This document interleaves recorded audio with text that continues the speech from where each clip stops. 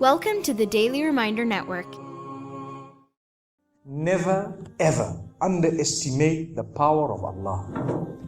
You know, there was a sheikh who mentioned this in Saudi Arabia, and there was a doctor that visited him from Pakistan and told him a story that happened to him.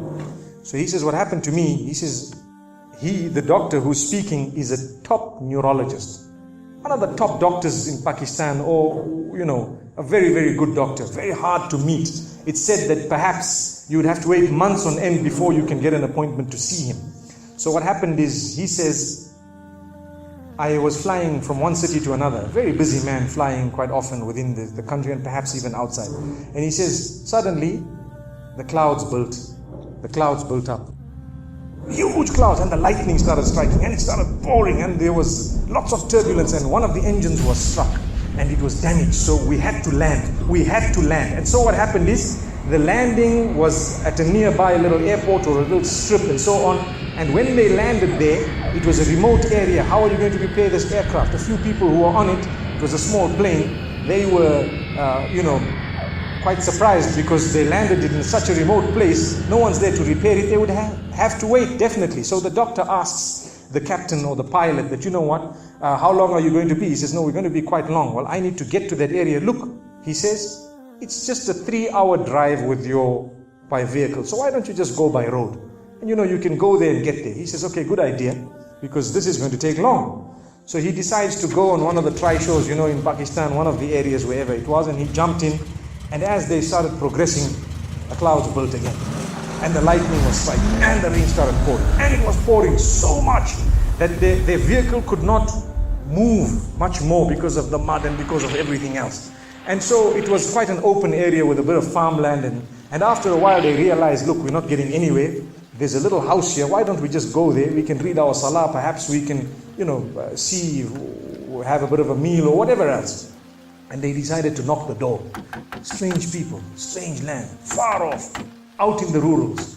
And so he knocks the door, and he's got his little bag and everything, and he walks in. An old lady happened to answer the door after a while, and they spoke to her saying, look, this is what has happened, and we're going from so-and-so to so-and-so, and we just want a place, we want to read salah and so on. And she said, no problem, you can come in. She had a little musalla, a little sajjada, and she had a little baby on the side, or not a baby, but a child.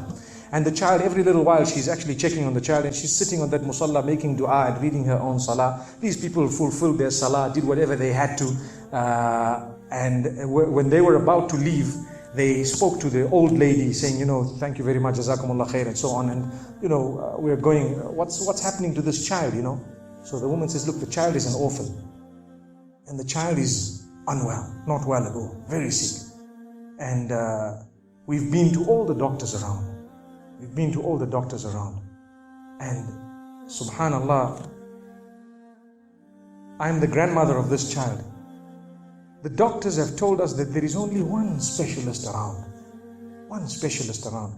who can help this child. And we tried to make an appointment, but they asked us to come 6 months later. And it's far away. I've been making dua to Allah ever since that day.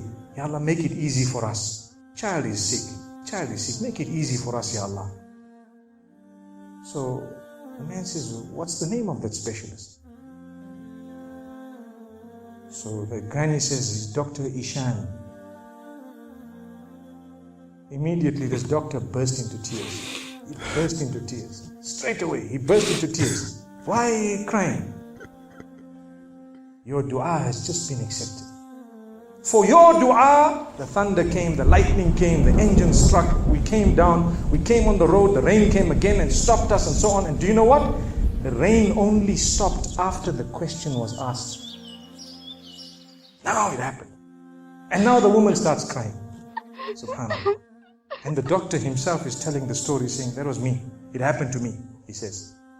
And he says, I learned that Allah's armies are beyond limits. Allah uses whatever He wants to get what He wants done. It's over.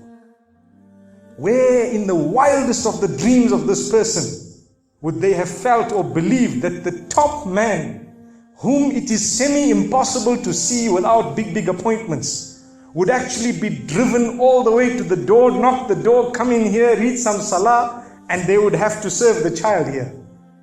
Amazing. Wallahi, it brings tears to the eyes. But the reason I share it with you, every one of us has needs for Allah subhanahu wa ta'ala. Just keep calling. Just have yaqeen. Have conviction. If it is meant, it will definitely come in your direction. You know, we use the term by hook or crook, but I don't want to use that today. I want to tell you, by the mercy and power of Allah subhanahu wa ta'ala, it will happen, it will come to pass. May Allah subhanahu wa ta'ala bless us. May He open our doors. May He grant us all shifa. And may He make us firm believers that for Him, nothing is impossible.